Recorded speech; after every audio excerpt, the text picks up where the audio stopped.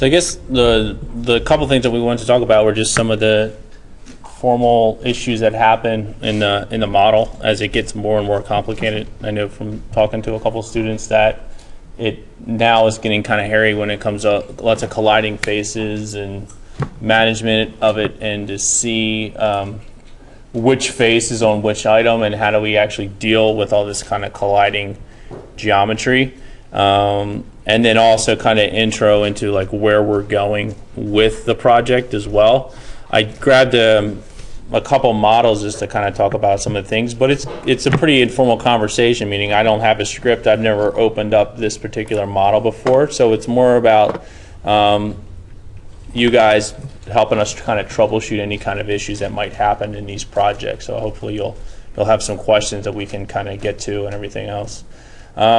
So the model I grabbed, I kind of just wanted to start from where you would possibly start. This is Alexis's model, and she's got 3 kind of volumes that are connected, so it should be something that's kind of familiar. I'm just going to make some copies of them to separate it to show you what we're looking at. So we've got this one, and we've got a third one out here. I'll do that again so I actually make a copy. There we go. And right now they may or may not be closed. If I click on there, it's going to tell me that's closed, so that's a good thing. This is closed and that one's closed. So we're 3 for 3. That opens it up a little bit in terms of how to start to see this thing, but it also affects how things work together. If they're closed, they're going to be more likely to use Boolean commands, and Boolean commands are going to help you when we're dealing with thicknesses and things like that. Absolutely. One kind of way to start looking and kind of visualizing your model in terms of for project B would be to give it a thickness. It's something we kind of talked about before. A quick way to do it, it's not gonna break it into individual faces and do all the work for you. But one possible way to do it would be to shell the existing ones that we've had. Because these are closed polysurfaces, you can shell them, which basically gives them a thickness by removing a face and then using that face as the direction for the thickness. So if I run the shell command in here, it should be under solid tools, I think. Yep. Shell closed polysurfaces. That's why it was important that they were closed. I pick a face. I tell it what thickness that I want, so I'll use 1/8 on this one. This model's in centimeters, okay, so I'll put the inch marker on there, or actually, I think it's an I. Let's try it again. 1/8. There we go. So now any ones that I remove on this particular polysurface will have that thickness on it.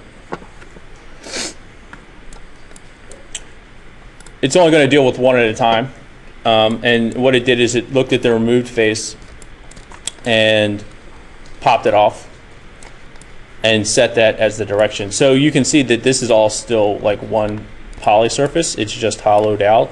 It's still closed because that's a command. That's a solid command. So it's not going to break it down like into individual pieces like you would if you wanted to actually build it out. One way to take it from here would be to actually start splitting the object up that way. But that would, I think another way to also do it is to individually break them down into pieces as well. This is a kind of a quick way to visualize it for sure. It can kind of get you to where your model needs to be. But when it gets more and more complicated, it's not going to kind of work as well. So, but when we're actually talking about just getting a feel for how something would look with the removal of the exterior faces, it's going to work pretty well, pretty fast. It's going to remember the last one that is sent out. Kind of going back to how to get this thing into things that are actually going to be buildable. You can also offset these surfaces as well. So if I just go and start offsetting these surfaces, it's going to give me some kind of odd results, but actually if it worked really well, it would work just as the shell command would, because it's going to realize this is a closed poly surface. And what you want to do is actually treat it if it was broken up like a bunch of pieces of paper. So I'll just pull one aside for the kind of quick demo so you can see more of it. So you would actually explode something like this first, and then you would want it into individual faces.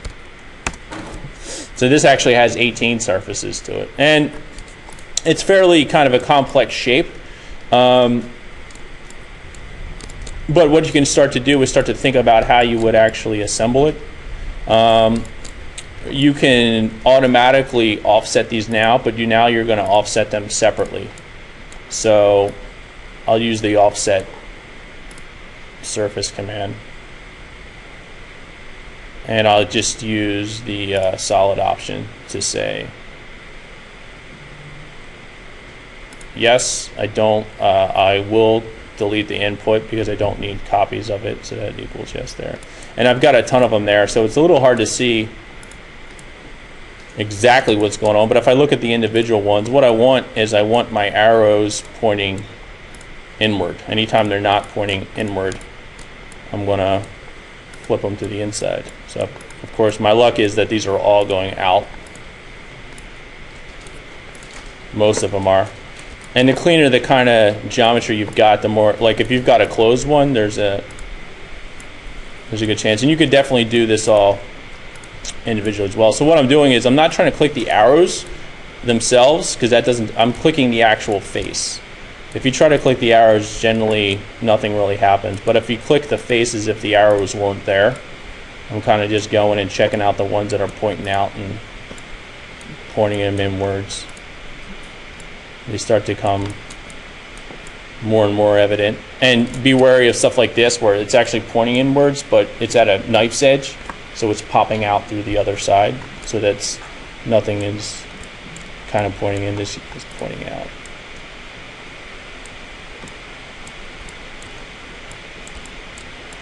I think I got there.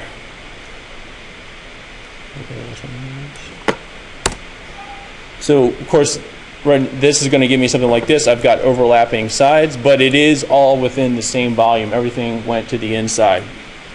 So now it just becomes a matter of the construction of it, and I would use Boolean subtraction to take things out. So if I say that I really want a clean top on this model, I'm calling it the top, it's just a side. And I've got to decide, okay, what does that mean? Does that mean everything else is going to come up underneath it? Is this going to be like the front of my model? If that's the case, I want to subtract all these things out from underneath it by doing a Boolean difference out of there. So I will go to solid and do a Boolean difference, and it's always going to be A minus B. It's always going to be the first thing has something subtracted from it. So to subtract from, I'm going to subtract to everything that's touching this thing up here. So it's actually quite a bit of them. And I hit enter. And I'm going to make sure it says delete input equals no, because I don't want to delete this face, evidently. But let's say I select surfaces, subtract width. It's going to be this one. Okay, now this is going to give that a kind of clean cap. I don't have the collisions anymore, and this is set at 1/8, so if that's my material thickness, I'm closer into the ballpark on how it would work. And that kind of goes down the line. I can do them one at a time if I want to think about those relationships. Like this joint here, I might not know what's going on below it, but I know that I want this one to overlap this one. I want this bigger one to overlap the smaller one as it kind of comes together. So I would do the same thing. I'm going to subtract from this with that, and now this one overlaps that one with no kind of collision to it. So you've got 18 pieces, but this could save you a good chunk of time. Again, this is a solid one, so you're going to have not nearly as many faces, but it's going to be the same kind of logic that happens with it. Anything to add to that part of it? That's the setup. I think the issue we're going to face is when two pieces go together and both offset Oh yeah, when we So we've got that's like an intermediary step, yeah. So that's a good point. So I was going to get to that, but I can get to that. I can get to that part now. Is like, what do I do with this thing now, right? One way to look at it, it might not happen too often, but there are chances that already out of the box, some of these are duplicate. They're identical side face to face. That's a really quick way to think about it. So what I would do instead is I would actually start to explode it in place. So I would take my three objects, and what I'll do is I'll just remove a few to make it a little bit more like your situation, and because you won't have all these kind of solids. So I'm just going to remove a couple of random ones from it. And I'm just using the extract face command. So solid, extract surface. And I'll say copy equals no. So that means I'm not making a copy of it this time around. I'm just popping it off of it. And I'll take a couple of these faces off.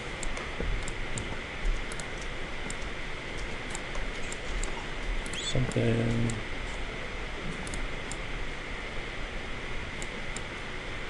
Like this. So now these are separate faces that I've removed off. Let's see, I did do copy equals yes, I was right the first time. Copy equals no.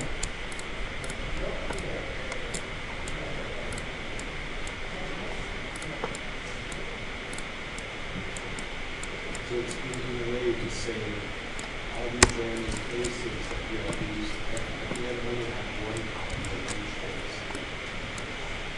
face. So this is the setup. So now we've got our three parts, and we've got some removals that have happened to it.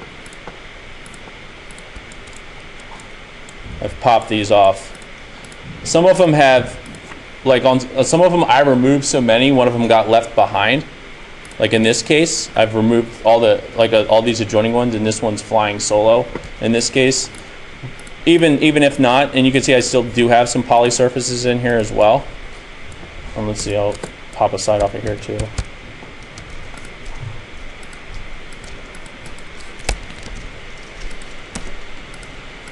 I just got isolated. That's too much. Let's pop this one off. Okay. I want to make sure I've got something off of each side here, just to be consistent.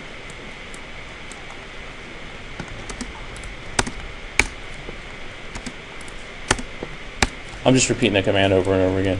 These are my removed ones. I'm going to hide them.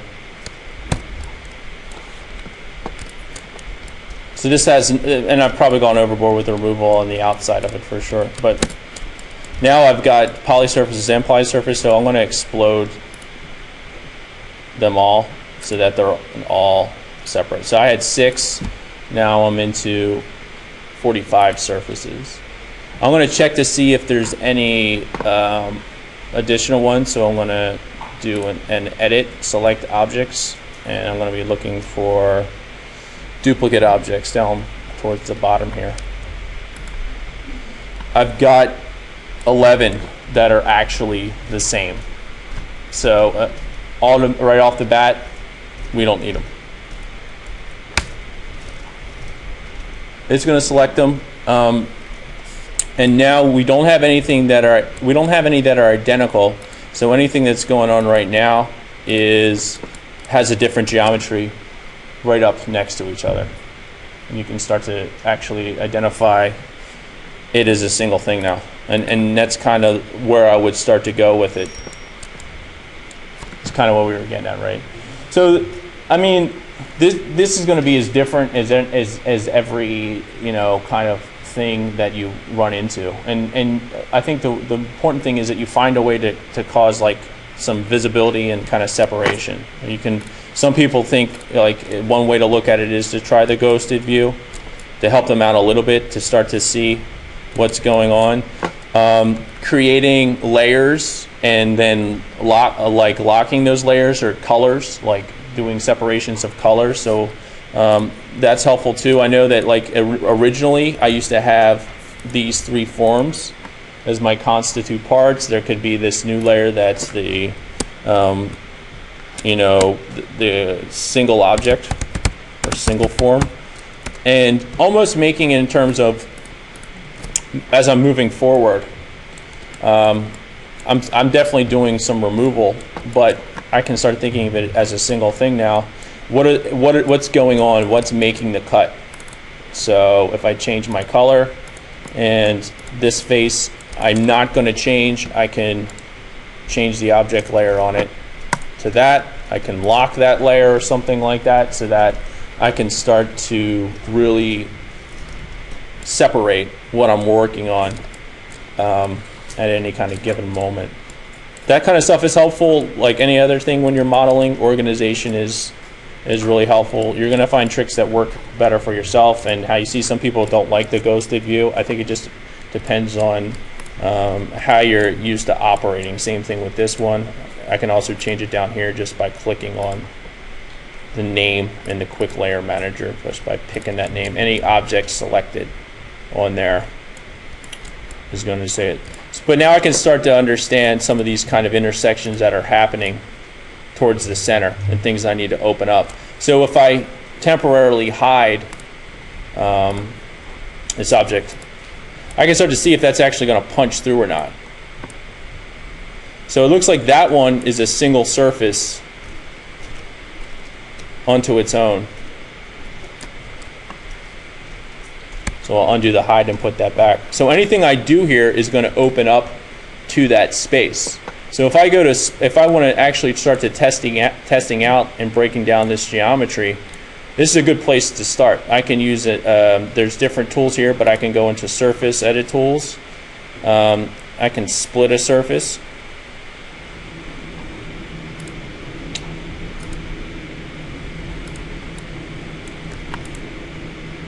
I can split it at the ISO curves.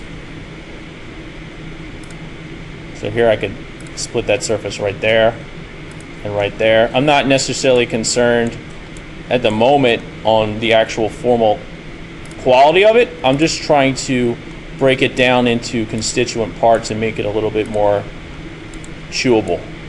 So now,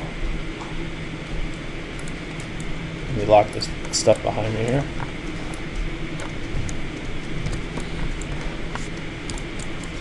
Everything's still in the same place, but now I've got surfaces that I can start to hide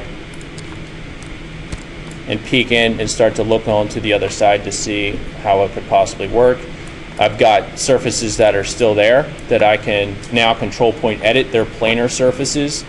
I can do different combinations of these surfaces as well. Start to do editing on those, different combinations of them. I can add to these surfaces. I've got one here, and I've got one here.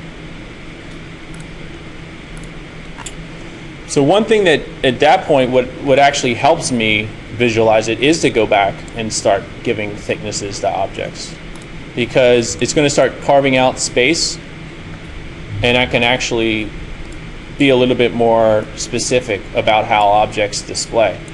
So if I go back to this, and if I go back into a shaded kind of view, I can not only well, let me do that first before I jump ahead to that. So I'm going to offset those surfaces.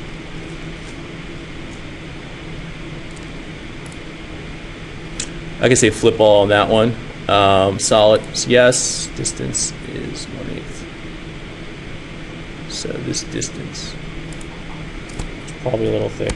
I want to set the distance to be in inches, not millimeters. So it'll be a little thicker.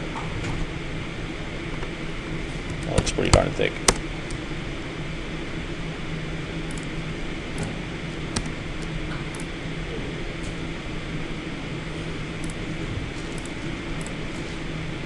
Okay. Works for me. So I've got copies of these individuals here. Offset this surface. Solid, yes. Distance that. Delete info, yes. Make this my current layer. Once I decide, I'm not even necessarily concerned with that right now, I can look at the display properties of this actual object, its materiality.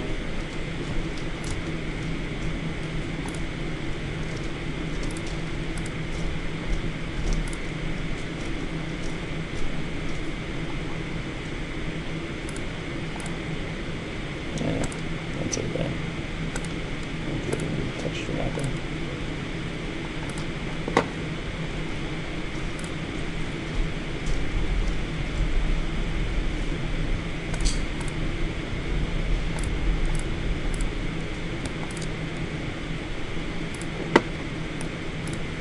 There's another one I can use as well, and that's the shade the selected objects only. So if this is a wireframe at this point, I can only have it shade the things that I'm working on, and I have selected to start to isolate what I'm working on and to add it to the selection to start to piece the thing together. At that point, I can change the layer, add it to the layer that I want to work with, and keep going with it. So if I want to add this to my layer, it's going to go back into the mix once I do that. So now I've got something like this, and this, if I decide that this is something that I want to combine, this surface and the adjacent surface, I can manipulate that object directly. Draw a line on there. I can trim it off. That's my cutting object. And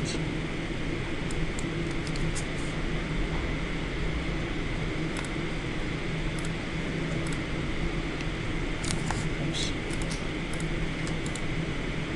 That's my object to trim. And then now that's a trimmed off surface. I've got just by trimming it off there. Can be done. It takes a little patience. Yeah, but at that point, and then I would keep adding the thicknesses to it and the subtractions to it, and literally maybe start constructing this thing as is. I think as a general note about this, it's tempting to kind of get lost in the picture on this one and angle yourself through this. But I think a general recommendation would be especially have a physical kind of strategy first. Generally speaking, this is the mode, or this is the kind of object that knows the surface, and this is what we're using. Yeah. So using the digital form as a way of being more accurate. Yeah. Have the tolerance and precision that We talked about in our group, I think you hit like a point on this project where the digital is, you need the physical. And it becomes a kind of a nice quick test. And like you said, if you have a physical representation of it, you can go and find its digital counterpart that's way more accurate. So you can work with the quickness of the physical model and the accuracy of the digital model. But I can't see this project being just digital. have a plan before you start this. Yeah. Internal version, so how you actually think of traversing from the Z-axis to the Y-axis. Any questions? Yeah, any issues that people are running into. Yeah, Is it a good idea to start doing something like this for the next one of the model?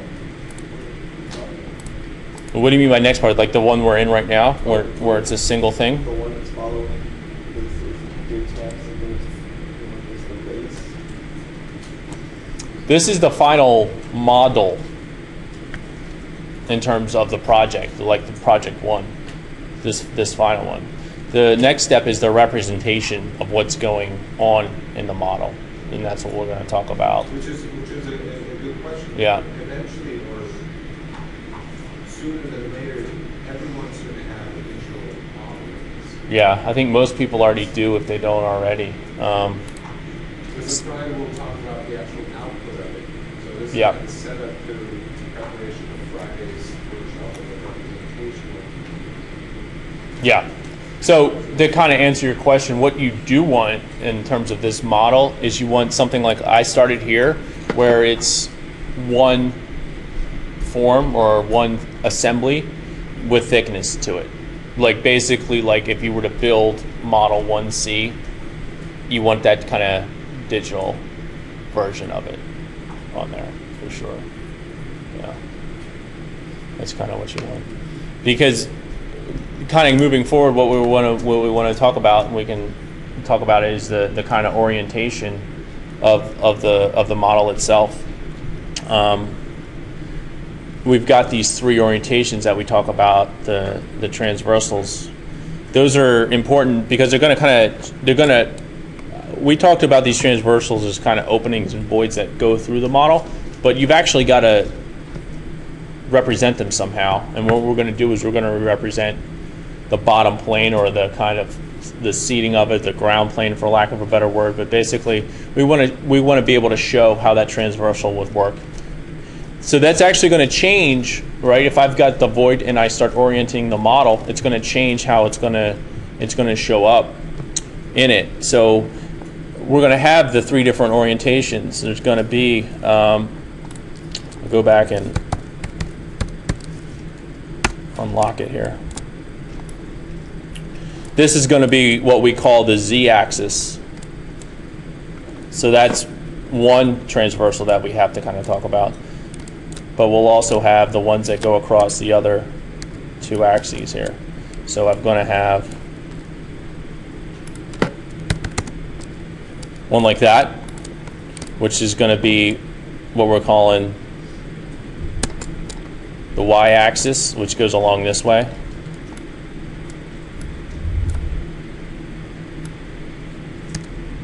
We've also got the x-axis, which goes along the other way. So that actually goes along this way, the wide end of it here. So along the way, you actually have your choices. That is, what is on the bottom, what is on the top.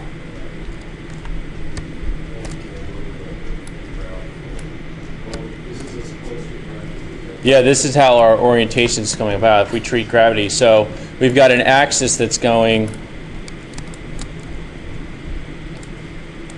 across this short end here.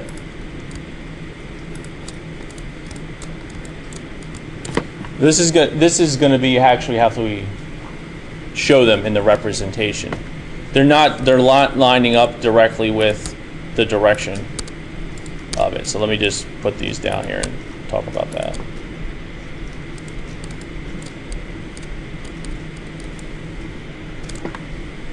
We're calling this an orientation axis, so it's not talking about the thing that's going in that direction. We're showing the different transversals through here.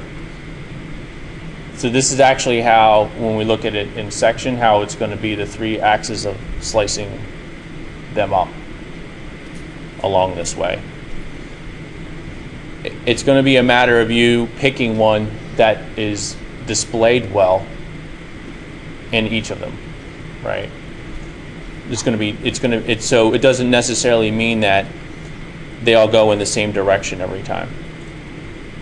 For instance, if I'm standing this one up on the long axis, so if I treated it like a staircase, I can talk about the one that's going straight up, right? But I'm going to be slicing it where my red line is, along this way, if you think of it as three slices of bread.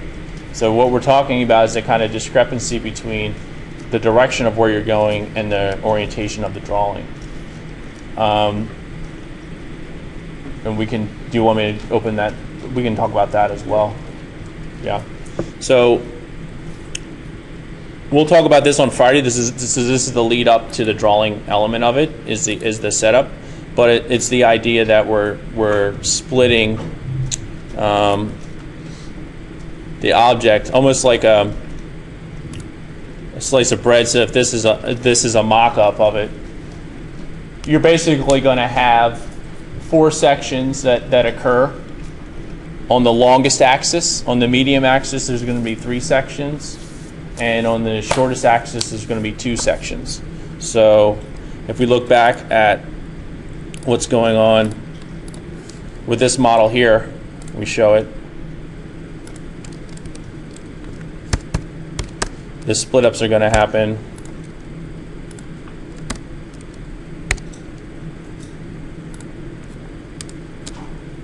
proportionate to how long that axis is.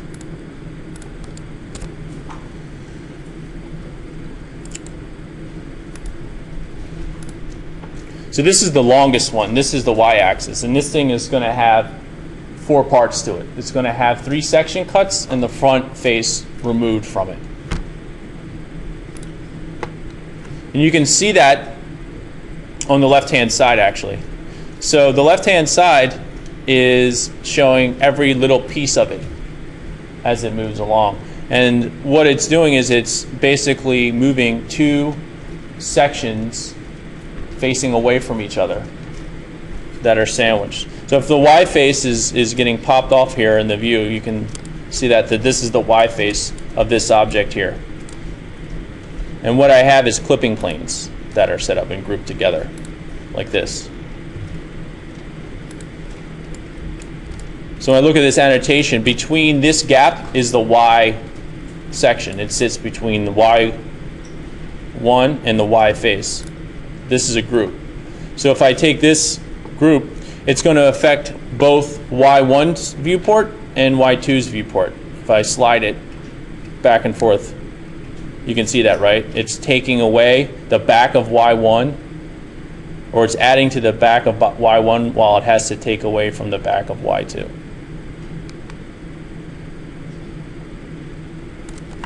Same thing's going to happen over here with Y3 and Y2.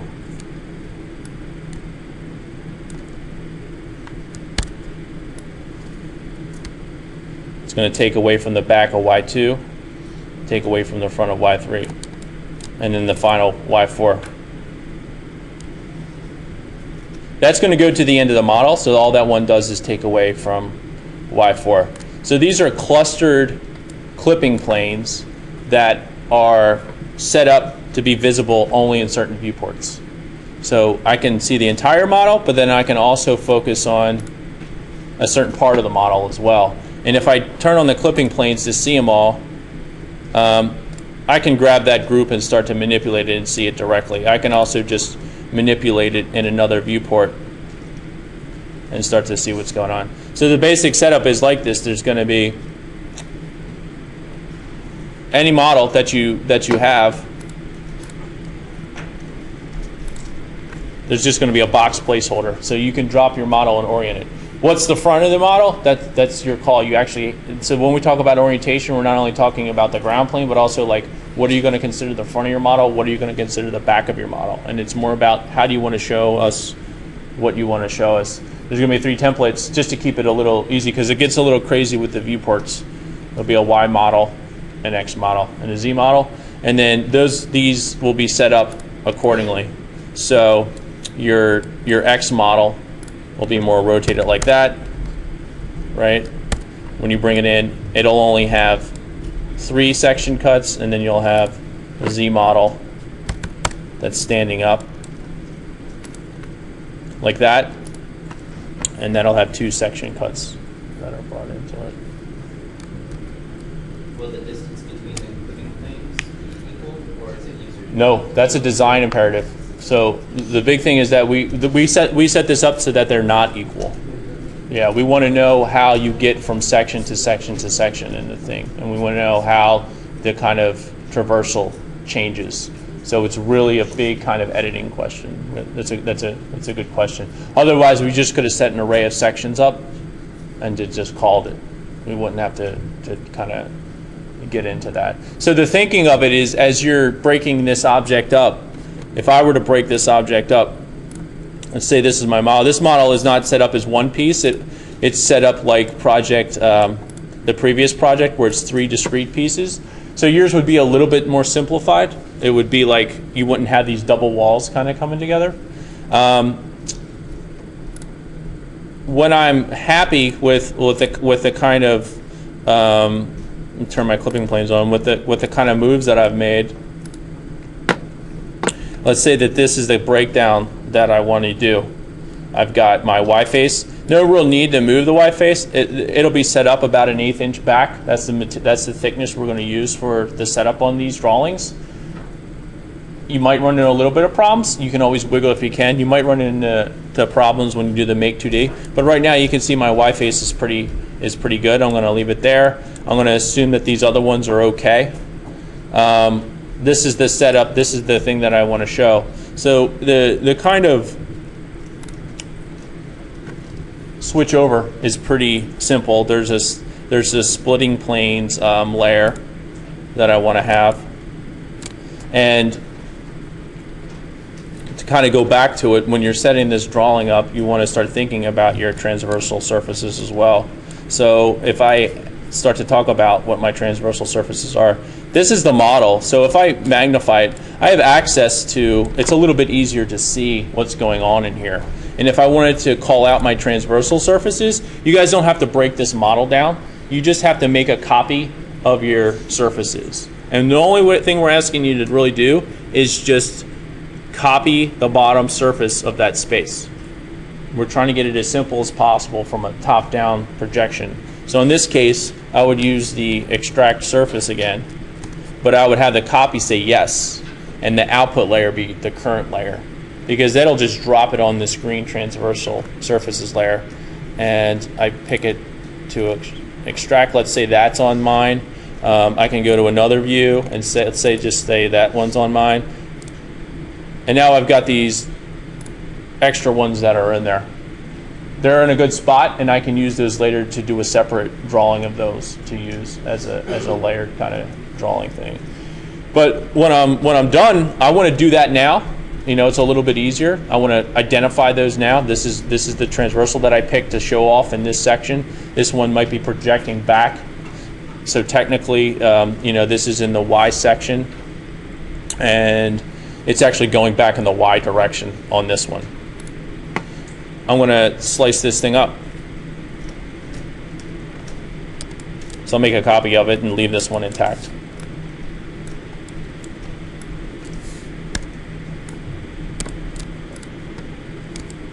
And I've just copied everything. And on this layer called splitting planes, I'm just going to use the plane tool, which is in here.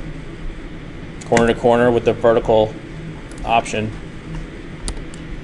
I'm going to hit my filter off for poly surfaces so I don't snap to anything else.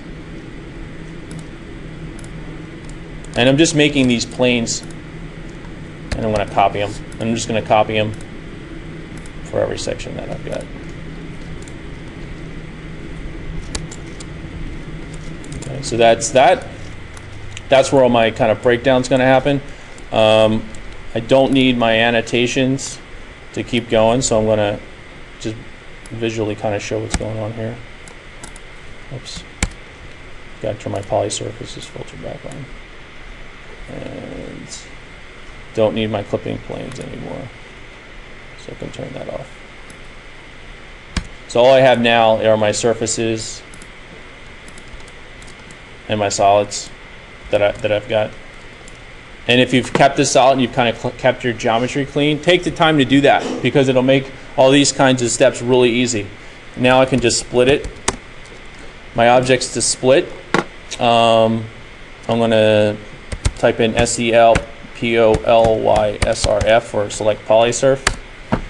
And I don't want to split those guys. It would just miss anyway. It's not going to hurt me. It would just let me know that the split's missing those guys out there.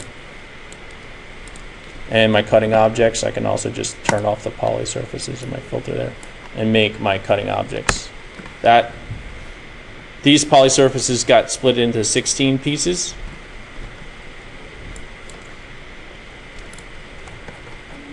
We'll talk about this stuff on Friday too. I just want to let you know like where the model is actually going. We'll talk about the drawing part of it and why you're going through the trouble of this.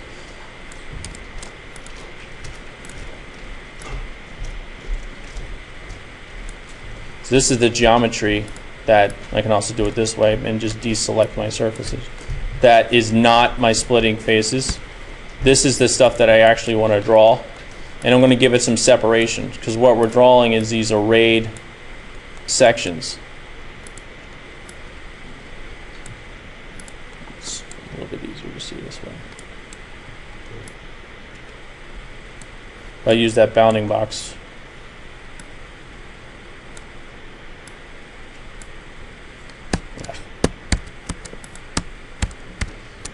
Yeah, I missed something on it. Backtrack my steps here. Maybe just something in the copying of it.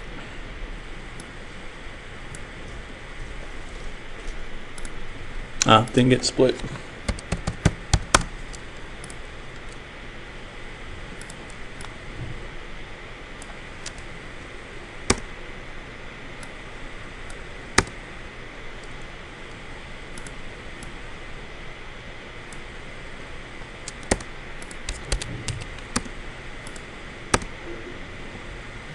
You know what that is?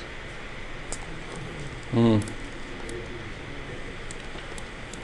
we got a failed split.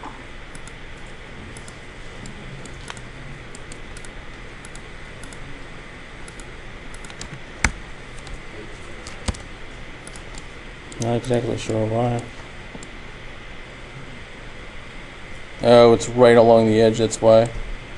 That's a bad move. If you want to, you can't really split things by putting them right in the same spot as each other. That's why. So it didn't split. It didn't split this guy up because he was right up against this guy. So I just give it another shot. Still doesn't like me. Sometimes you can try to scale it up a little bit and make sure you have a better intersection. And if that doesn't work, you can try to do Boolean ones as well.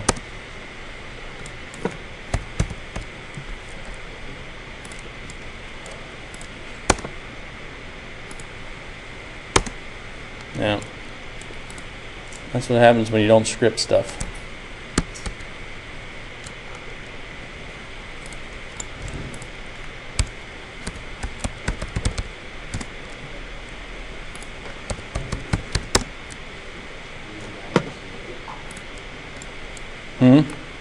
Yeah, well, it's easier to split. It'll be more willing to split up single faces than it'll ever be to. It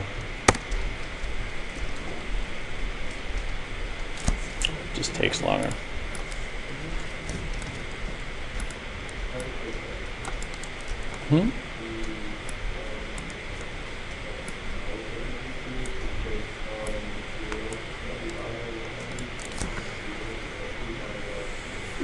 Good question. Notice we were pointing out that the offset of the planes is at a location. That doesn't necessarily reflect what you're doing in the back. It's more representation of what at the end you see material thickness. It's not a drawing of the model. Yeah, the model's a model of the space, and the drawing's a drawing of the space, but they're not linked in that kind of way. Yeah. Because really, in reality, it's going to be a lot thinner than 1/8 normally, or it probably is. You definitely don't have to make it that thick, and that kind of proportion doesn't really translate well with sections. Is my kind of understanding of it. So if I take off these splitting surfaces for a second.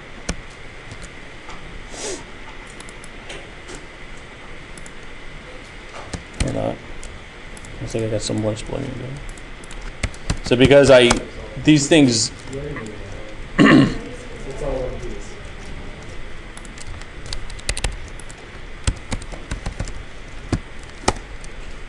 Thanks for paying attention.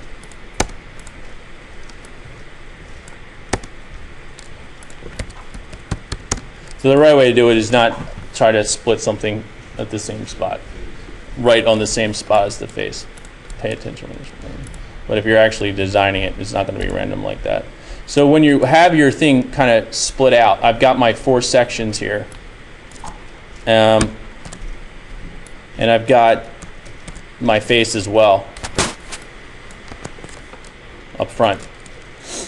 We're going to do the axonometric that way. Our axonometric, when we'll do this on Wednesday, just to show you the why behind why we're splitting it. The way it's not a model kind of accurate projection, right? It doesn't. It's not like an isometric. It actually projects differently.